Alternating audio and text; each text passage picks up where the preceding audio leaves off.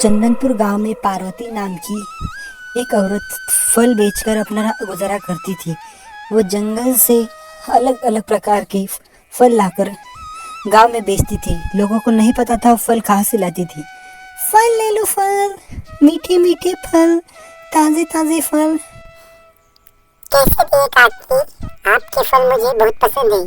लो ना बेटी, तुम्हारे लिए ही लाई हूँ, ज्यादा महंगी नहीं है। जो भी है सब ताजे और अच्छे हैं।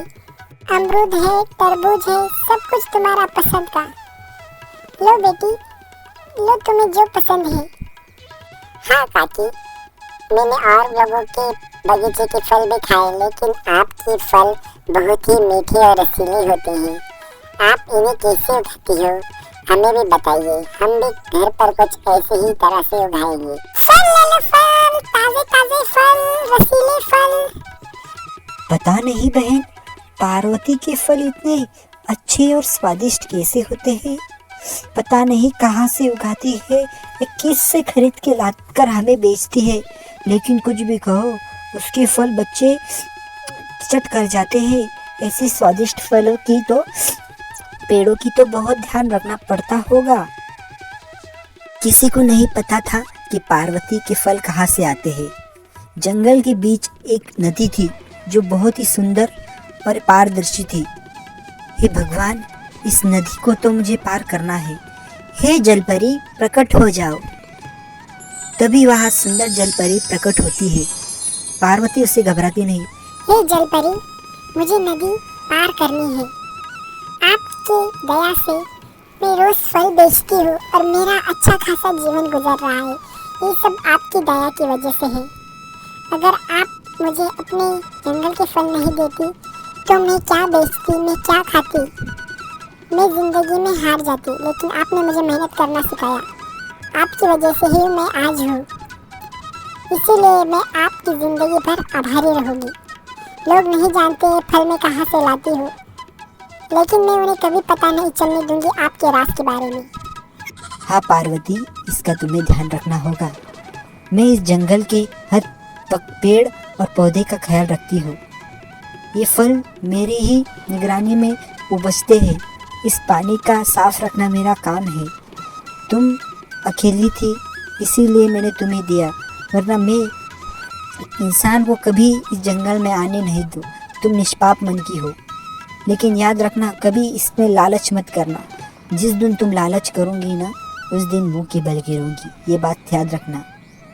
मैं तुम्हें तब तक ही साथ दूंगी जब तक तुम्हारा मन अच्छा और दूसरे के लिए सच्चा रहेगा। अब चलो, मुझे एक फल दो, मुझे भी बहुत भूख लगी है।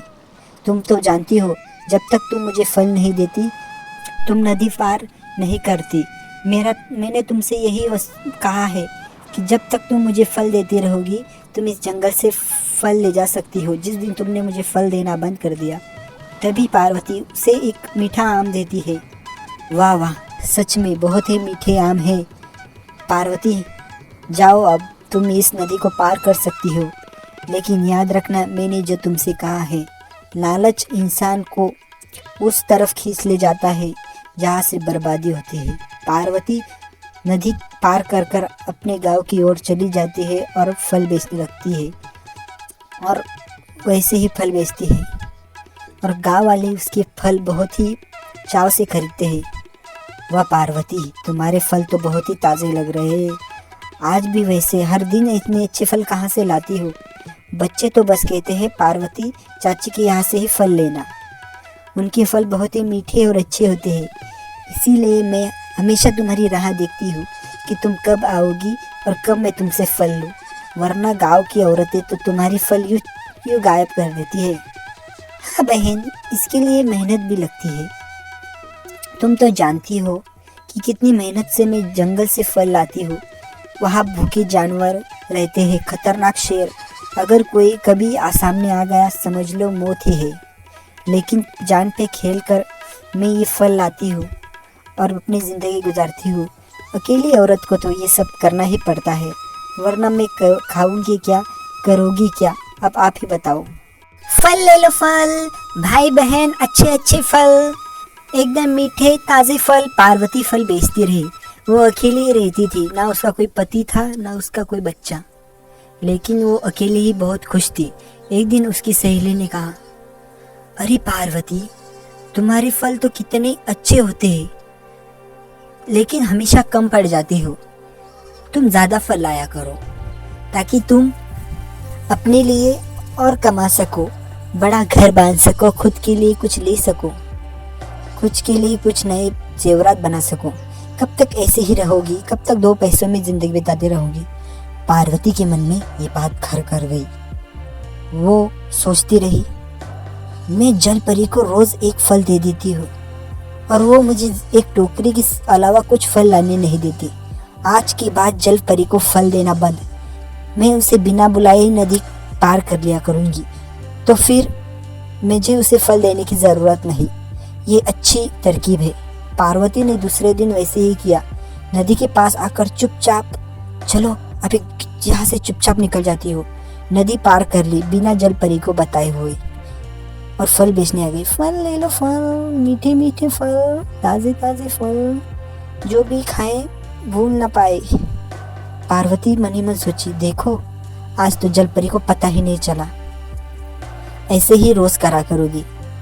इसके बाद पार्वती ने ये ठान लिया था कि अब जल परी को कोई फल नहीं देना, अब खुद के लिए ही जिंदगी जीना, फल तोड़ के लाना, बेचना और पैसे कमाना। जल परी का अब उन्हें न भुलाने की जरूरत न कुछ। उसके मन में लालच जाग चुका था। वो जल परी की कही हुई बातें भूल चुकी थी। अब वो जल परी को भूल चुकी थी। जल परी बहुत दिन हो गए उसने पार्वती को देखा ही नहीं था। जल परी गुस्से के मारे आग बबूला हो गई। जिस पार्वती को मैंने फल बेचकर जीना सिखाया, आज उसके मन में लालच आखिर आ ही गया। ये इंसान सब एक जैसे हैं, जब तक इनको सबक ना सिखाया जाए ये राह पर नहीं आते। अब मैं ऐसा कुछ करूँगी कि वो भूल नहीं पाएगी।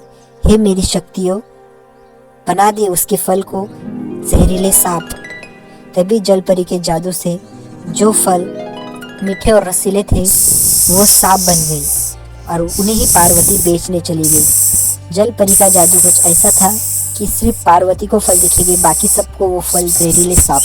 पार्वती इस बात से अनजान फल बेचने गई। जब बच्चों ने सांप देखे तो वो घबरा गए और वो वहाँ से भागने लगी, क्योंकि इतने जहरीले सांप उन्होंने कभी नहीं देखे थे। औरतों भी ले लो फल, ले लो मीठे, औरतें भी घबरा गई।